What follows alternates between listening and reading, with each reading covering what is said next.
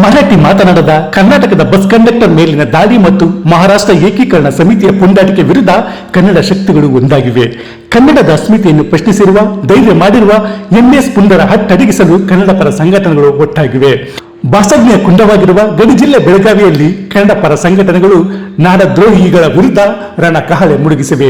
ಇತ್ತ ರಾಜ್ಯಾದ್ಯಂತ ಕನ್ನಡ ಪರ ಸಂಘಟನೆಗಳು ಎಂಎಸ್ ಪುಂಡರ ವಿರುದ್ಧ ಸಮರ ಸಾರಿವೆ.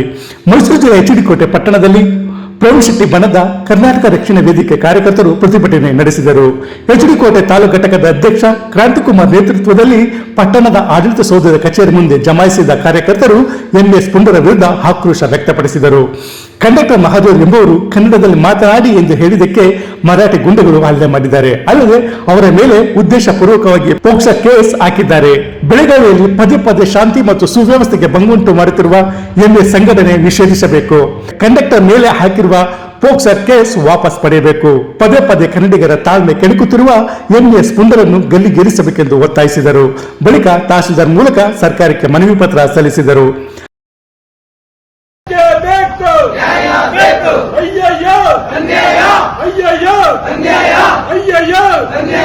ಕನ್ನಡ ರಕ್ಷಣಾ ವೇದಿಕೆ ಹೋರಾಟಕ್ಕೆ, ಕರ್ನಾಟಕ ರಕ್ಷಣಾ ವೇದಿಕೆ ಹೋರಾಟಕ್ಕೆ ಬೇಕೇ ಬೇಕು, ಬೇಕೇ ಬೇಕು.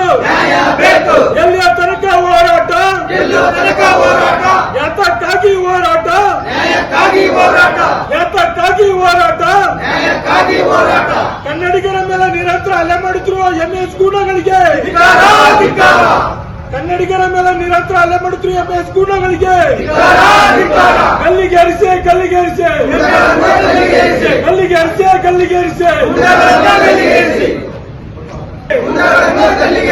ಕನ್ನಡಿಗರ ಮೇಲೆ ನಿರಂತರವಾಗಿ ಹಲ್ಲೆ ಮಾಡುತ್ತಿರುವಂತಹ ಎಂಎಸ್ ಗೂಂಡಗಳಿಗೆ, ಗಡಿಭಾಗದ ಕನ್ನಡಿಗರಿಗೆ ನೆಮ್ಮದಿಯಾಗುತ್ತದೆ. ತಮ್ಮ ಸಚಿವ ಸಂಪುಟದ ಸಹೋದ್ಯೋಗಿಗಳಾದ ಲಕ್ಷ್ಮೀ ಹೆಬ್ಬಾಳ್ಕರ್ ಅವರು ಕೇವಲ ಮರಾಠಿಗರ ಮತಕ್ಕೋಸ್ಕರ ಪದೇ ಪದೇ ಕನ್ನಡಿಗರ ಮೇಲೆ ದಬ್ಬಾಳಿಕೆ ದೌರ್ಜನ್ಯವನ್ನು ಕಂಡು ಕಾಣದಂತೆ ಜಾಣಕೂಡರಾಗಿ ವರ್ತಿಸುತ್ತಿದ್ದಾರೆ. ಇವರ ವಿರುದ್ಧವೂ ಕ್ರಮ ಕೈಗೊಳ್ಳಬೇಕು.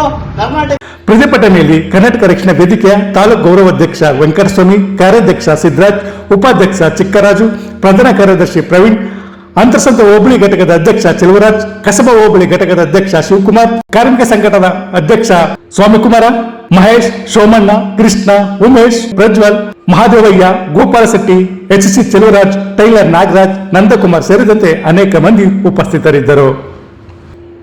ಎಚ್ ಡಿ ಕೋಟೆಯಿಂದ ಶ್ರೀಕಂಠ ಹೇರಳಿ, ಇಂಡಿಯಾ ಫಸ್ಟ್, ನಿರ್ಭೀತಿಯಿಂದ ನಿಮಗಾಗಿ.